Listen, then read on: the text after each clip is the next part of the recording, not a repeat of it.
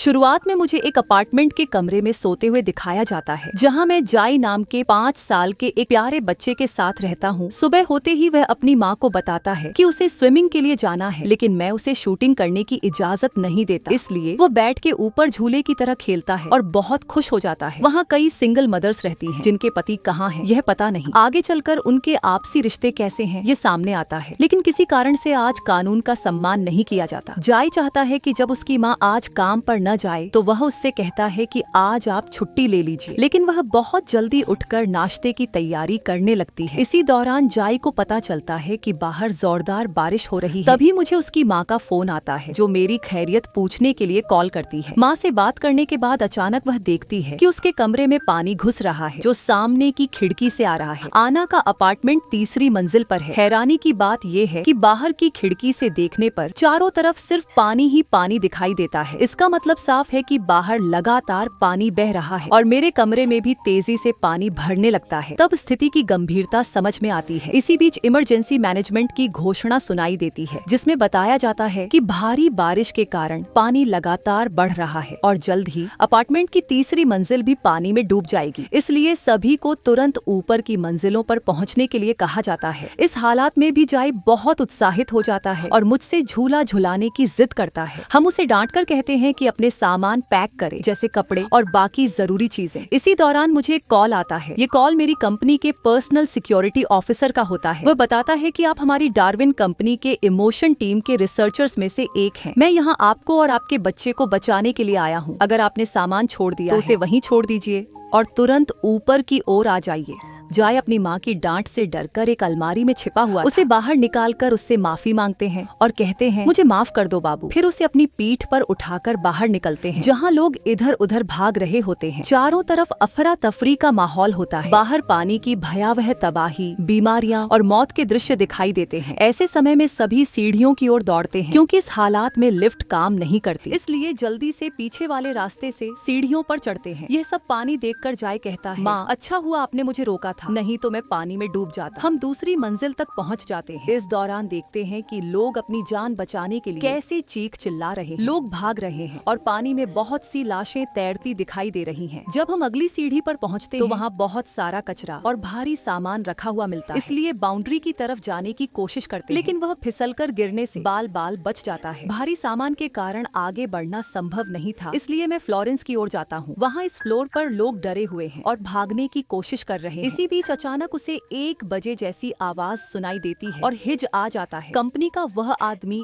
अब मुझे ढूंढ रहा होता है। वह मेरा नाम लेकर आवाज देता है। उस समय हिना वहाँ नहीं जा पाती और इशारों में दूसरी भाषा का सहारा लेती है। इसी बीच जाय मेरा हाथ छोड़कर एक फ्लैट के अंदर चला जाता है, जहाँ पहले से कई लोग होते हैं। ये देखकर कि वह फ्लैट में चला गया है, मैं अपने बच्चे को बचाने के लिए उसके पीछे जाता हूँ, लेकिन वह अचानक गायब हो जाता है। तभी मेरी नजर खिड़की के बाहर जाती है, जहाँ एक विशाल लहर बहुत सारा पानी लेकर हमारी ओर आ रही होती है। उस लहर के झटके से पूरा फ्लोर डूब जाता है। मैं पानी के नीचे चला जाता हूँ, किसी तरह उसे ढूंढकर बचाने की कोशिश करता हूँ, लेकिन जाई के पानी में डूबने से मेरी सांसें टूटने लगती हैं। बाहर निकलने का कोई रास्ता नहीं मिलता। तभी सही समय पर कुछ लोग आकर हम दोनों को वहाँ से बचाकर बाहर निकाल लेते हैं। उसे धन्यवाद कहते हैं, क्योंकि पानी से बाहर आने के बाद जाय को होश आने लगता है। अब वे मुझे जॉन के साथ जोड़ने की कोशिश करते हैं, लेकिन जाय मेरे साथ ही रहना चाहता है। आना कहती है कि मैं उसे अपने पास रखूंगा। इसके बाद बताया जाता है कि आपको बचाने के लिए एक चॉपर छत पर आएगा, इसलिए हमें किसी भी तरह ऊपर पहुंचना होगा। हम उनके पीछे पीछे चलते हैं। इस दौरान जाय सवाल करता है कि यह सिर्फ बारिश का पानी नहीं। हिच बताता है कि 3 घंटे पहले एक इस रोड पर टक्कर हुई, जिससे सारी बर्फ पिघल गई और यह तबाही शुरू हो गई। जापान आधा डूब चुका है और आगे और भी डूब सकता है। जाय पूछता है कि क्या वैज्ञानिकों को इसके बारे में पता नहीं था। जवाब मिलता है कि उन्हें पता था, लेकिन वे इसे रोक नहीं पाए और न ही किसी को चुन पाए। अब बस ये समझ लो कि आज पृथ्वी पर मानवता का आखिरी दिन है। फिर सवाल उठता है कि ये अगर दोबारा ऐसा हुआ तो मुझे क्यों बचाया गया। हिच जवाब देता है कि आप कोई साधारण डॉक्यूमेंट कंपनी में काम नहीं करते, बल्कि एक दूसरे रिसर्च सेंटर का हिस्सा हैं। आपने और आपके बॉस ने मिलकर मिलकर यह सब बनाया है, यानी इसमें आपने इमोशन डाला है, इसीलिए आपको बचाना और शेल्टर होम तक पहुंचाना हमारी जिम्मेदारी है। खास तौर पर तब जब आपके बॉस और उनका बच्चा दोनों लापता हो चुके हैं और कहीं पानी में डूब गए हैं। वहां पहुंचने के बाद आपको बताया जाएगा कि आगे क्या करना है, क्योंकि डार्विन रिसर्च सेंटर मानवता को बचाने की कोशिश कर रहा है। रिसर्च टीम ने इंटेलिजेंस और प्रजनन क्षमता के जरिए सिंथेटिक इंसान बना लिए हैं, लेकिन उनके भीतर मानवीय भावना डालने का काम आपका है। आपने मस्जिद बनाई है और इन सब बातों के बारे में आप पहले से जानते थे कि एक दिन हम जरूर आपके पास आएंगे। आज पृथ्वी के सारे इंसान मर जाएंगे, लेकिन इन्हीं सिंथेटिक इंसानों के जरिए मानवता जिंदा रहेगी। अब आपको ऊपर चलना होगा। तभी जाई कहता है कि उसे टॉयलेट जाना है और कुछ देर कंट्रोल करने को कहता है। इसी वजह से हिज दोनों को अपने साथ एक फ्लैट में ले जाता है जिसका दरवाजा खुला हुआ था। वह उन्हें अंदर लाता है और कीमत चुका पाने की हालत में न होते हुए भी उन्हें बैठने की जगह देता है और खुद उनके पास आकर खड़ा हो जाता है। वहाँ वह किसी से बात कर रहा था। यहीं पर वह सवाल करता है, क्या आपने इंसानों की नई पीढ़ी बनाने के लिए उन्हें बनाया है? इमोशन तो वही एहसास है जो इंसान के भीतर होते हैं। क्या आप कुछ और नहीं बना सकते थे जो इंसानों से भी बेहतर हो? वह तरह तरह के सवाल करता है कि आखिर इंसानों में गलती क्या है। वह कुछ उदाहरण देकर कहता है कि अगर ऊपर आने वाले हेलीकॉप्टर के बारे में सबको पता होता तो लोग खुद को और अपने परिवार को बचाने के लिए एक दूसरे को धक्का देकर ऊपर चढ़ने की कोशिश करते और यह काम आपसे करवाते, क्योंकि हर किसी के लिए उसका परिवार और उसके अपने सबसे प्यारे होते हैं। इसमें कुछ भी गलत नहीं है, लेकिन इंसान इतने स्वार्थी हो जाते हैं कि मुश्किल वक्त में अपनी मानवता भूल जाते हैं। मैं बस यही देखना चाहता हूँ कि आप उस स्थिति में क्या करेंगे। क्या आप भी उन्हीं लोगों जैसे होंगे जो ऐसी परिस्थिति में सिर्फ अपने परिवार को बचाने के बारे में सोचते हैं, या आपके भीतर तभी हिज देखता है कि पूरे फ्लोर में गैस पाइपलाइन से गैस लीक हो रही है। वह जॉन को लेकर वहाँ से निकल जाता है, लेकिन गैस की वजह से हर तरफ धमाके होने लगते हैं और वह आगे ज्यादा दूर तक नहीं जा पाता। इसके बाद वह मुझसे पूछता है कि इसी दौरान बाउंड्री से फिसलकर पानी में गिरने का क्या हुआ। वह तो किसी तरह खुद को पकड़ लेता है, लेकिन आना पानी में डूबने लगती है। तभी उसे वह पल याद आता है जब वह अपने पति आरजे के साथ कार से घूमने जा रही थी। उसी समय उनका एक्सीडेंट हो गया और कार पानी में गिर गई। वह किसी तरह ऊपर आ गई, लेकिन उसका पति सीट में फंस गया। उसने पहले ही सेना को उसे बचाने के लिए कहा था और उन्होंने वैसा ही किया, लेकिन इसके बाद उसका पति मर गया। इसी वजह से आना कभी जाई को स्विमिंग करने नहीं देती थी। किसी तरह वह मेरे साथ ऊपर की मंजिल पर पहुंच जाती है। अब जाई 18 साल का हो चुका है। उन्हें अब 30वीं मंजिल पर जाना होता है। जब आना तैयार हो रही होती है तभी उसे लिफ्ट में एक बच्चा रोज मिलता है जिसका नाम यीशु है। बेचारा लिफ्ट में फंस गया होता है। वे लिफ्ट का दरवाजा खोलकर उसे बाहर निकालने की कोशिश करते हैं, लेकिन कोई फायदा नहीं होता। अचानक पानी बहुत तेजी से आ जाता है और यीशु बच नहीं पाता। किसी तरह संघर्ष करते हुए वे ऊपर तक पहुँचते हैं, जहाँ जाकर उनसे आगे क्या करना है ये कहा जाता है।